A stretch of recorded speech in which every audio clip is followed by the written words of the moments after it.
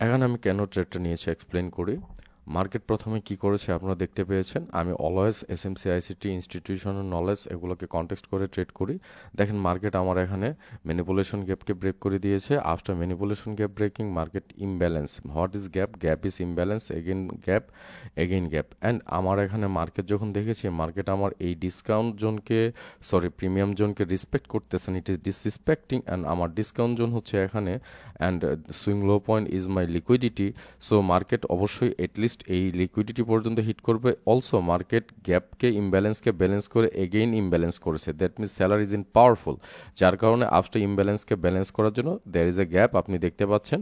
এই ইমব্যালেন্সকে ব্যালেন্স করার পরে আমি অবশ্যই এখানে ডাউনের জন্য ট্রেড নিয়েছি। This is the pure SMC ICT and institutional knowledge, এই first time in Bangladesh. So ধন্যবাদ সবাইকে। আর আমার চ্যানেলটা সাবস্ক্রাইব করে